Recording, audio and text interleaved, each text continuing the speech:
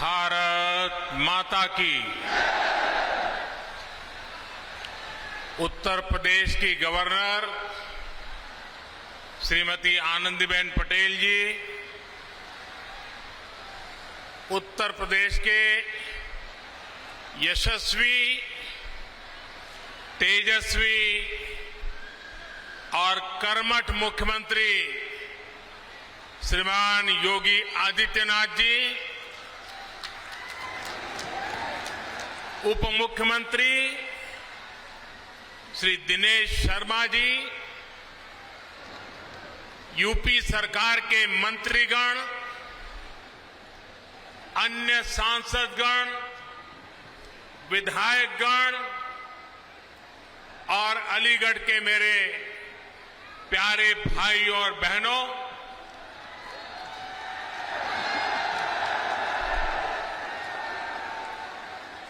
आज अलीगढ़ के लिए,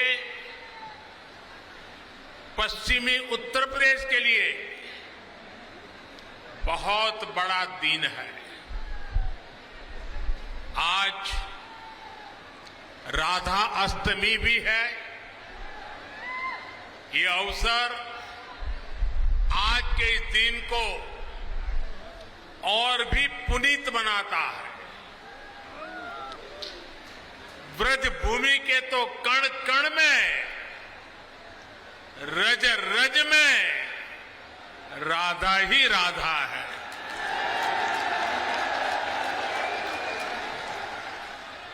मैं आप सभी को और पूरे देश को राधा अष्टमी की हार्दिक बधाई देता हूं।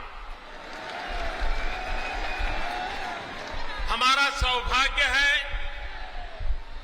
कि विकास के इतने बड़े कार्यों की शुरुआत आज इस पवित्र दिन से हो रही है। हमारे संस्कार है कि जब कोई शुभ कार्य होता है तो हमें अपने बड़े अवश्य याद आते हैं। मैं आज इस धरती के महान सपूत स्वर्गीय कल्याण सिंह जी की अनुपस्थिति बहुत ज्यादा महसूस कर रहा हूं। आज कल्याण सिंह जी हमारे साथ होते तो राजा महेंद्र प्रताप सिंह राज्य विश्वविद्यालय और डिफेंस सेक्टर में बन रही अलीगढ़ की नई पहचान को देखकर बहुत खुश हुए होते और उनकी आत्मा जहां भी होगी हमें आशीर्वाद देती होगी। साथियों, भारत का हजारों वर्ष का इतिहास ऐसे राष्ट्र भक्तों से भरा है जिन्होंने समय समय पर भारत को अपने तप और त्याग से दिशा दी है। हमारी आजादी के आंदोलन में ऐसे कितने ही महान व्यक्तित्वों ने अपना सब कुछ खपा दिया, लेकिन ये देश का दुर्भाग्य रहा कि आजादी के बाद ऐसे राष्ट्र नायक और राष्ट्र नायिकाओं की तपस्या, इस तपस्या से देश की अगली पीढ़ियों को परिचित ही नहीं कराया गया। उनकी गाथाओं को जानने से देश की कई पीढ़ियां वंचित रह गई।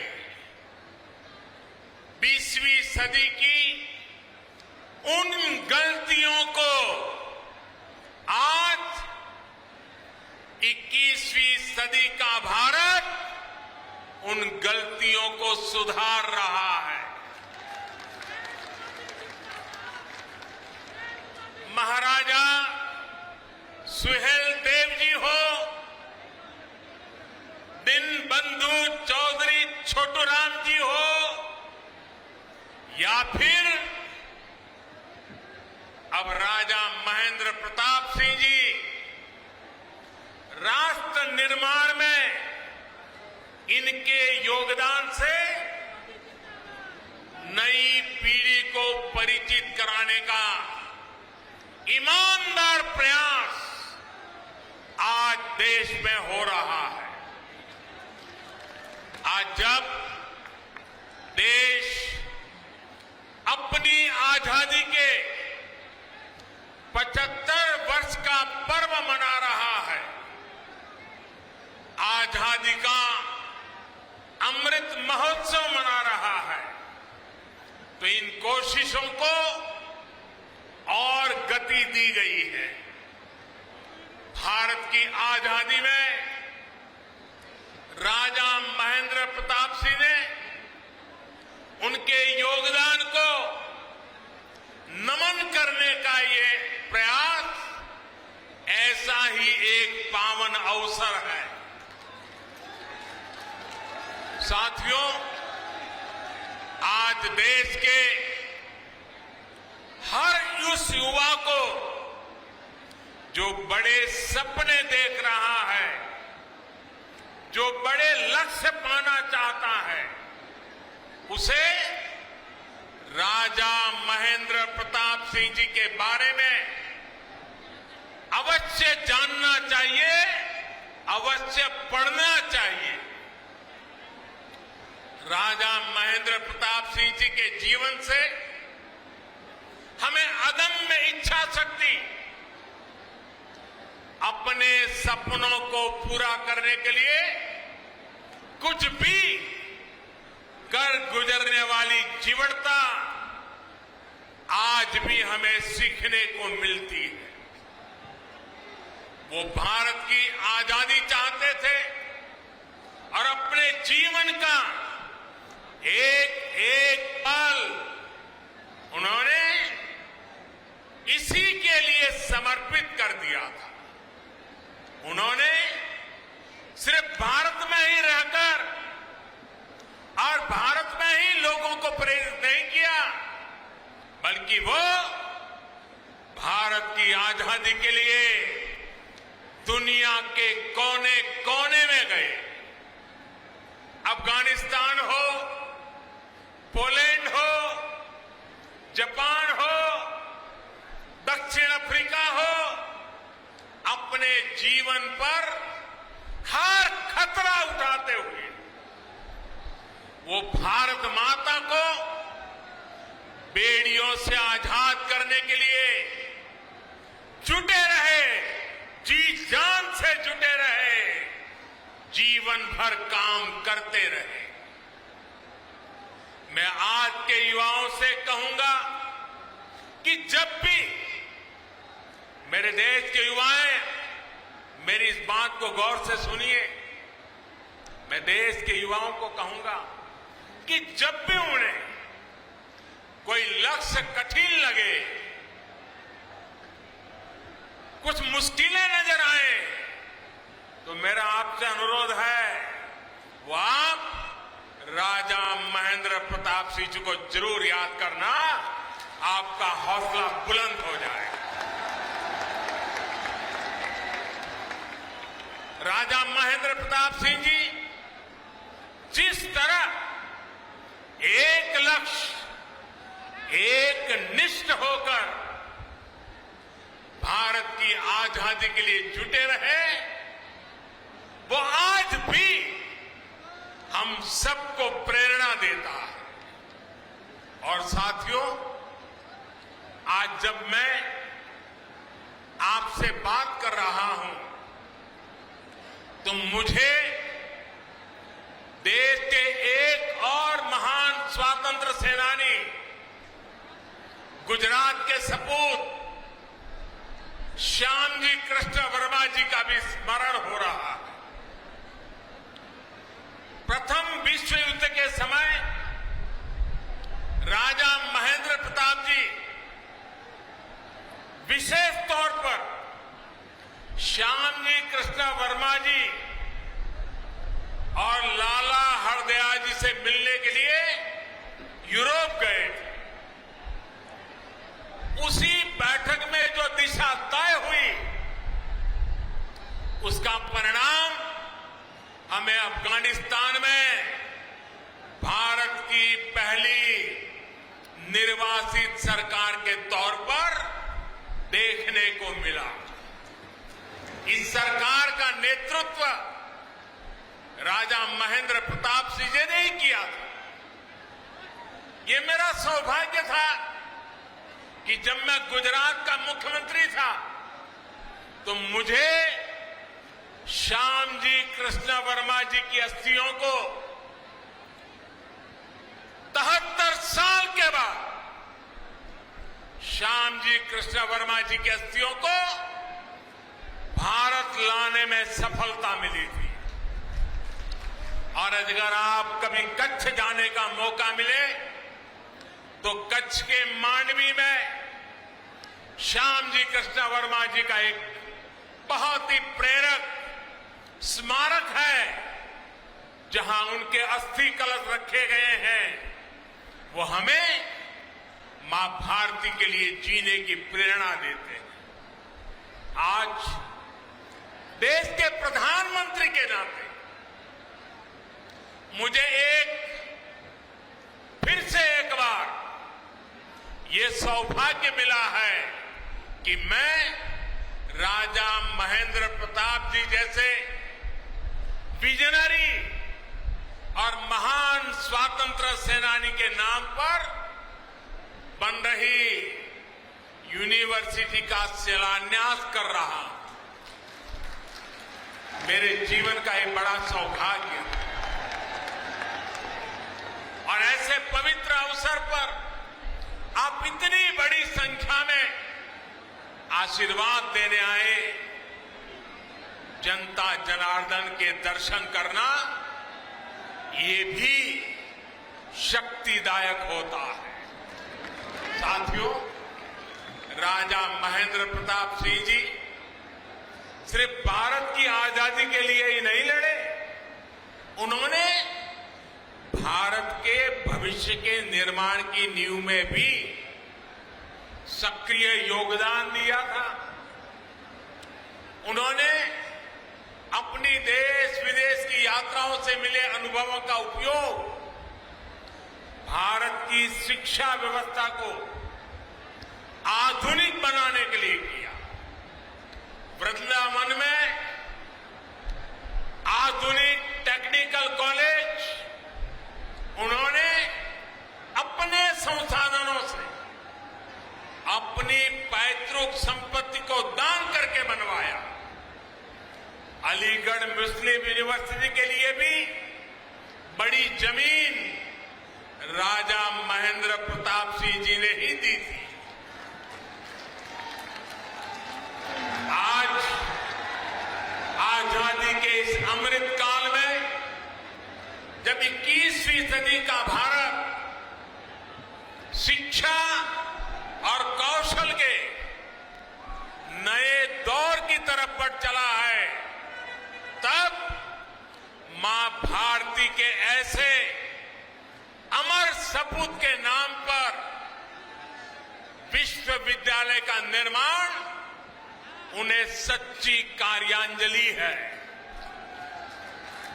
इस विचार को साकार करने के लिए योगी जी और उनकी पूरी टीम को बहुत बहुत बधाई।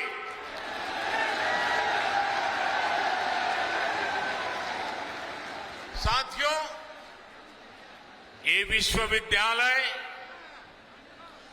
आधुनिक शिक्षा का एक बड़ा केंद्र तो बनेगा ही, साथ ही देश में डिफेंस से जुड़ी पढ़ाई, डिफेंस मैन्युफैक्चरिंग से जुड़ी टेक्नोलॉजी और मैन पावर बनाने वाला सेंटर भी बनेगा।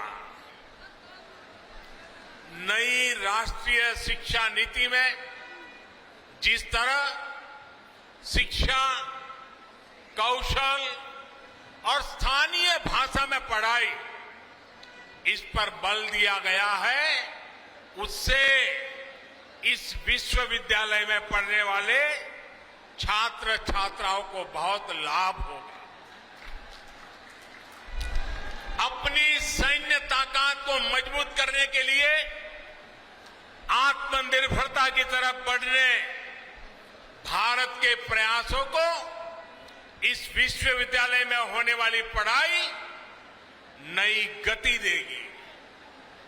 आज देश ही नहीं, दुनिया भी देख रही है कि आधुनिक ग्रेनेड और राइफल से लेकर लड़ाकू विमान, आधुनिक ड्रोन, युद्धपोत, ये सब भारत में ही निर्मित करने का अभियान चल रहा है।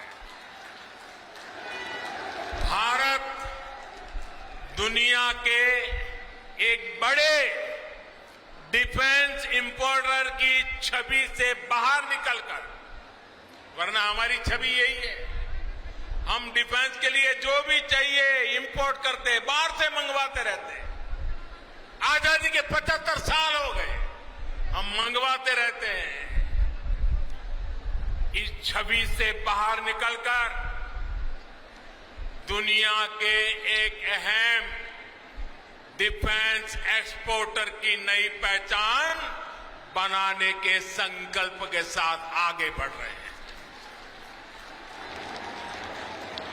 भारत की इस बदलती पहचान का एक बहुत बड़ा केंद्र ये हमारा उत्तर प्रदेश बनने वाला है, और उत्तर प्रदेश के सांसद के नाते मुझे इस बात का विशेष गर्व है।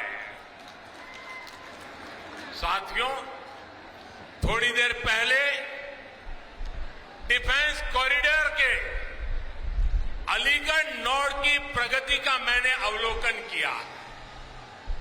अलीगढ़ में ही डिफेंस मैन्युफैक्चरिंग से जुड़ी 1.5 दर्जन से अधिक कंपनियां सैकड़ों करोड़ रुपए के निवेश से हजारों नए रोजगार यहां बनाने वाली है। अलीगढ़ नोड में छोटे हथियार, आयुध, drone, aerospace, metal components, entry drone system, defence packaging, ऐसे उत्पाद बन सके, इसके लिए नए उद्योग लगाए जा रहे हैं। ये बदलाव अलीगढ़ और आसपास के क्षेत्र को एक नई पहचान देगा। साथियों, अभी तक लोग अपने घर की या अपने दुकान की सुरक्षा के लिए अलीगढ़ के भरोसे रहते थे। पता है ना, क्योंकि अलीगढ़ का ताला अगर लगा होता था तो लोग निश्चिंत हो जाते थे।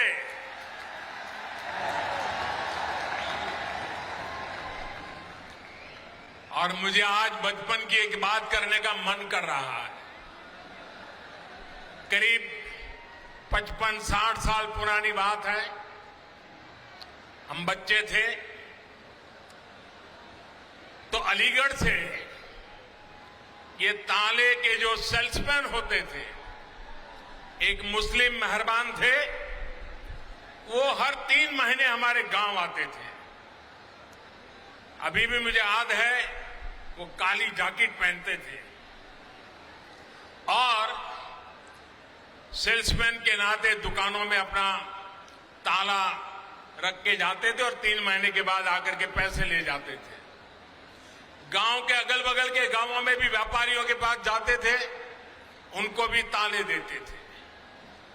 और मेरे पिताजी से उनकी बड़ी अच्छी दोस्ती थी और वो आते थे तो 4-6 दिन हमारे गांव में रुकते थे और दिन भर जो पैसे वो वसूल करके ले आते थे तो मेरे पिताजी के पास छोड़ देते थे और मेरे पिताजी उनके पैसों को संभालते थे और 4-6 दिन के बाद जब वो मेरा गांव छोड़ करके जाते थे तो मेरे पिताजी से वो सारे पैसे लेकर के फिर वो अपना ट्रेन से निकल जाते थे। और हमने बचपन में 2 शहरों उत्तर प्रदेश के बड़े परिचित रहे, एक सीतापुर और दूसरा अलीगढ़। हमारे गांव में अगर किसी को आंख की बीमारी में ट्रीटमेंट करनी है तो हर कोई कहता था सीतापुर जाओ। हम ज्यादा समझते नहीं थे लेकिन सीतापुर शब्द सुनते थे। और दूसरा, इस महाशय के कारण अलीगढ़ बार बार सुनते थे। लेकिन साथियों, अब अलीगढ़ के रक्षा उपकरण भी,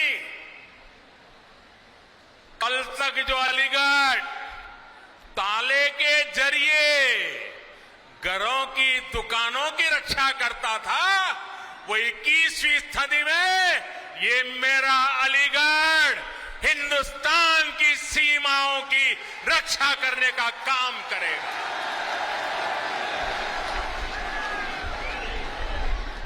यहां ऐसे आयुध बनेंगे।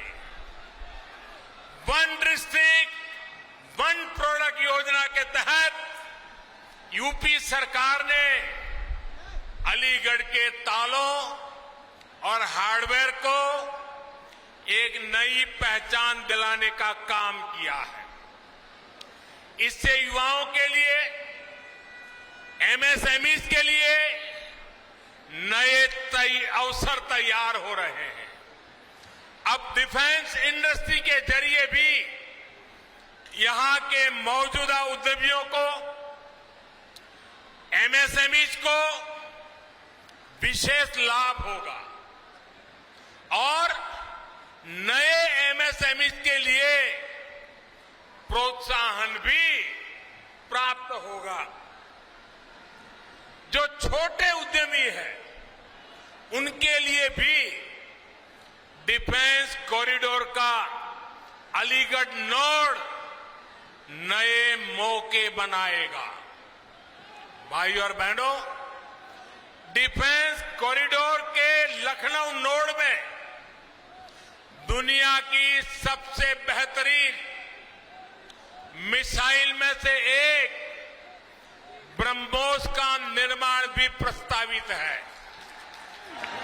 इसके लिए अगले कुछ सालों में 9,000 करोड़ रुपए निवेश किए जा रहे हैं।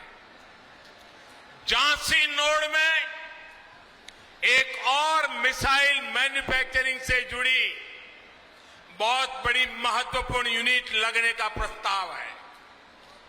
यूपी डिफेंस कॉरिडोर ऐसे ही बड़े निवेश और रोजगार के बहुत बड़े अवसरों को लेकर के आ रहा है। साथियों, आज उत्तर प्रदेश देश और दुनिया के हर छोटे बड़े निवेशक के लिए बहुत आकर्षक स्थान बनता जा रहा है। ये तब होता है जब निवेश के लिए जरूरी माहौल बनता है, जरूरी सुविधाएं मिलती है।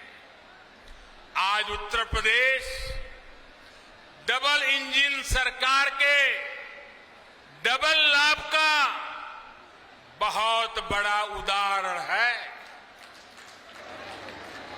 योगी जी और उनकी पूरी टीम ने सबका साथ, सबका विकास, सबका विश्वास के मंत्र पर चलते हुए उत्तर प्रदेश को नई भूमिका के लिए तैयार किया है।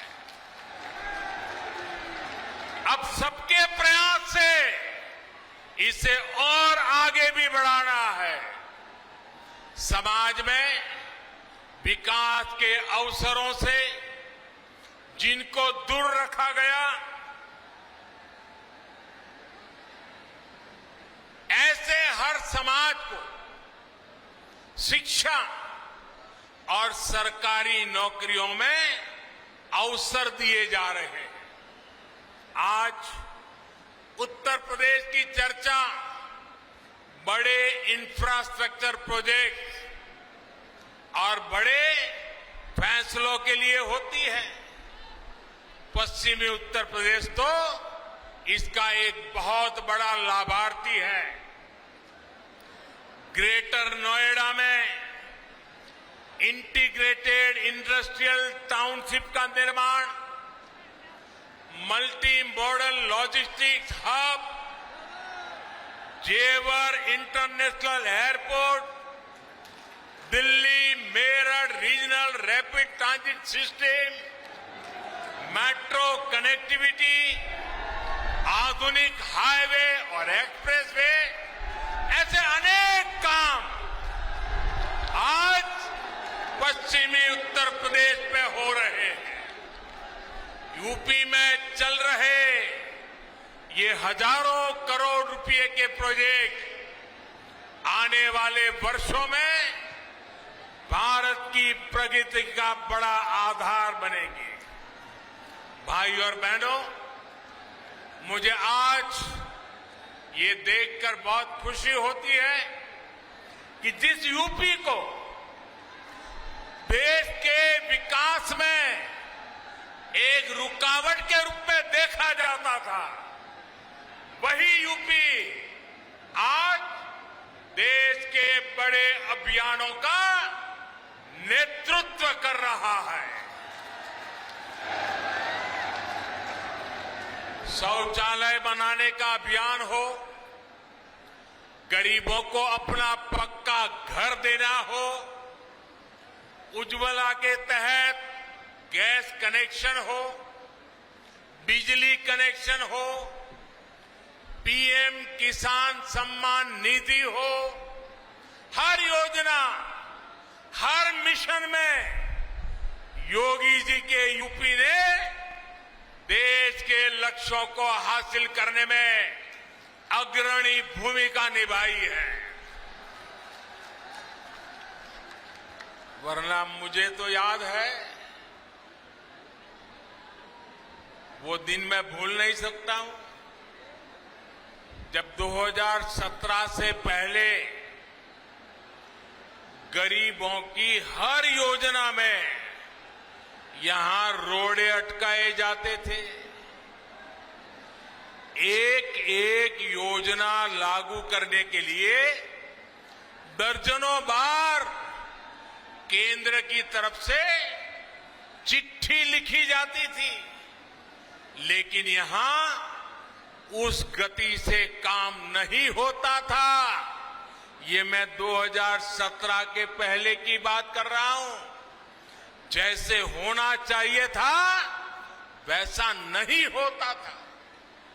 साथियों, यूपी के लोग भूल नहीं सकते कि पहले यहां किस तरह के घोटाले होते थे, किस तरह राजकाज को भ्रष्टाचारियों के हवाले कर दिया गया था। आज योगी जी की सरकार पूरी ईमानदारी से यूपी के विकास में जुटी हुई है।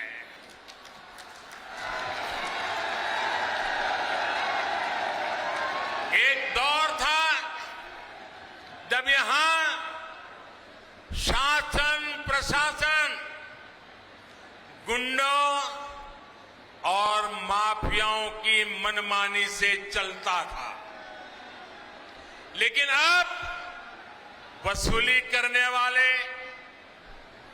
माफिया राज चलाने वाले सलाखों के पीछे है।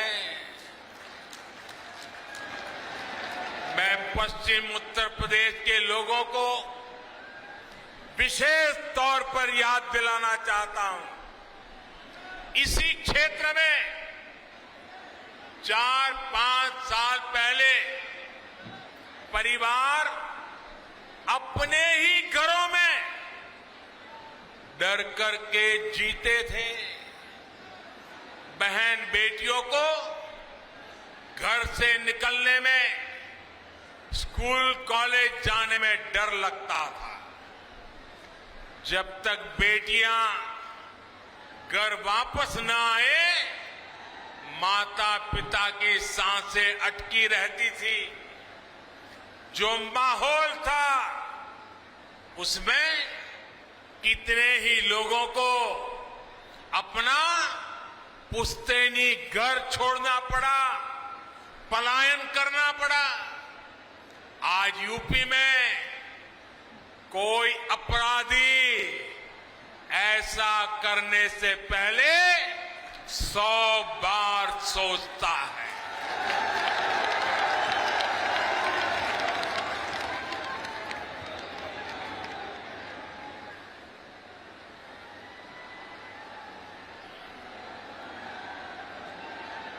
योगी जी की सरकार में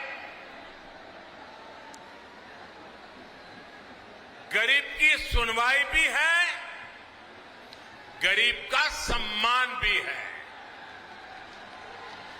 योगी जी के नेतृत्व में यूपी की बदलती कार्यशैली का एक बहुत बड़ा प्रमाण है।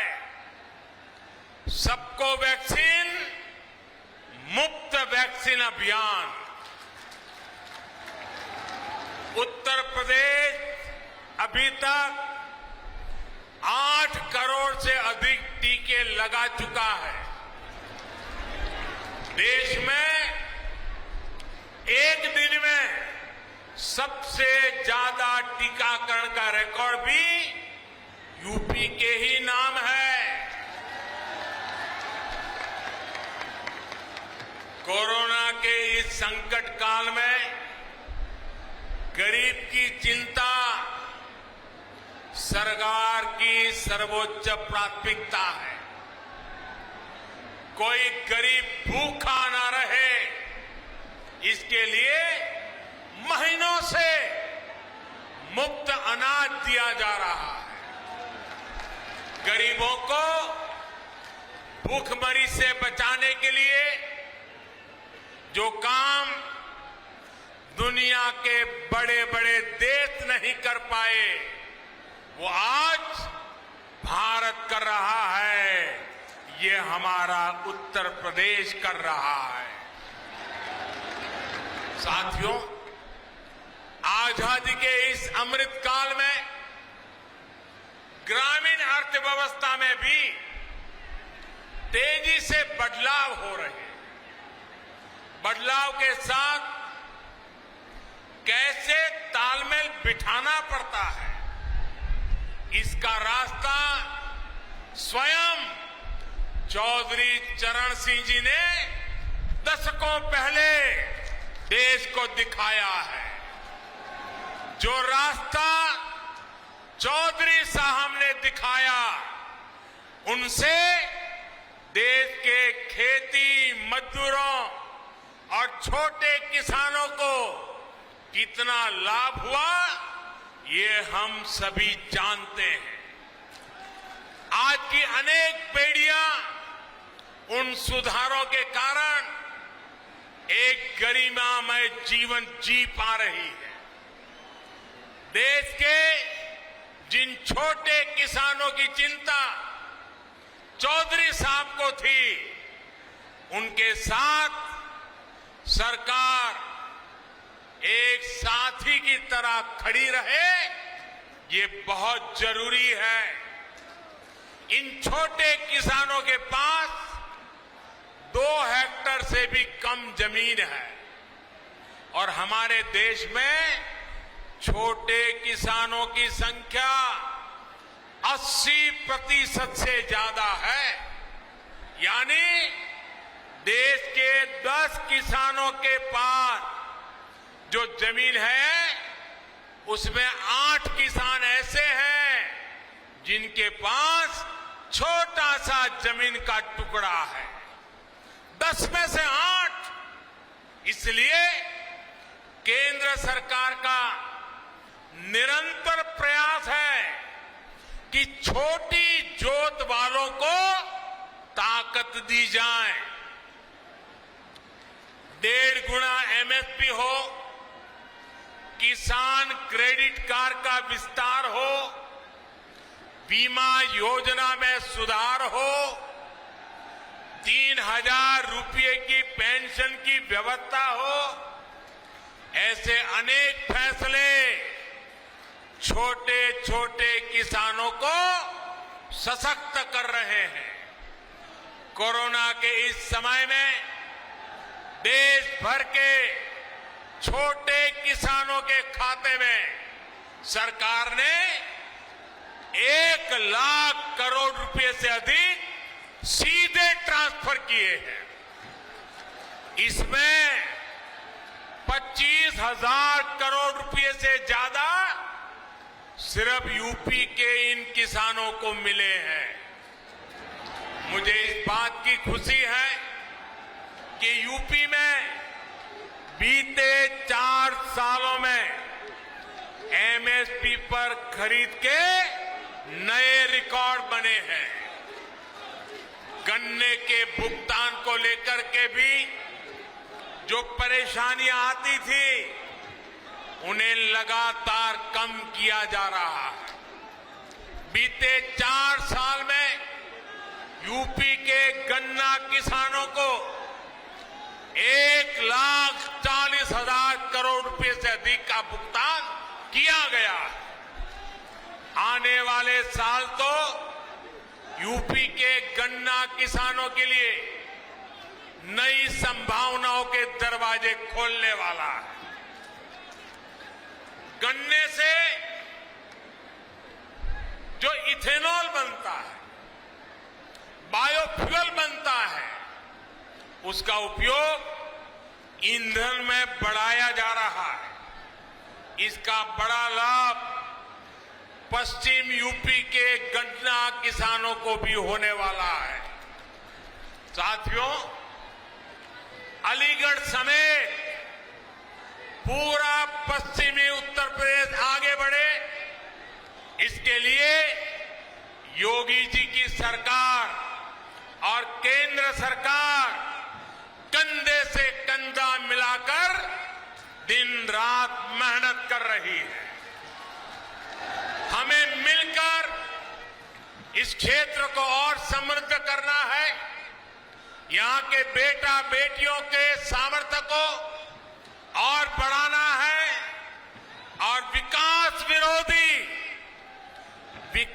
विरोधी हर ताकत से उत्तर प्रदेश को बचाना है। राजा महेंद्र प्रताप सिंह जैसे राष्ट्र नायकों की प्रेरणा से हम सभी अपने लक्ष्यों में सफल हो, इसी कामना के साथ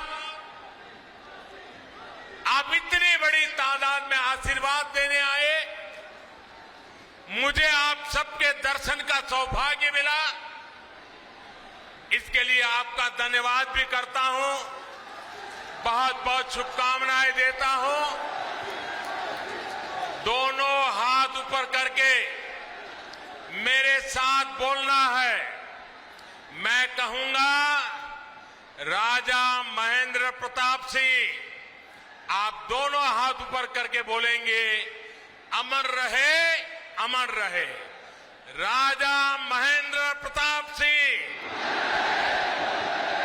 राजा महेंद्र प्रताप सिंह,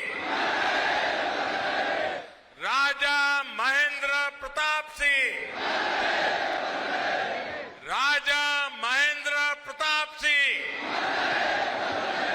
राजा महेंद्र प्रताप सिंह। भारत माता की, भारत माता की। बहुत बहुत धन्यवाद।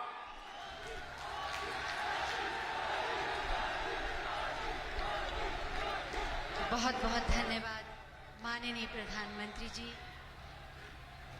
हमें प्रेरणा देने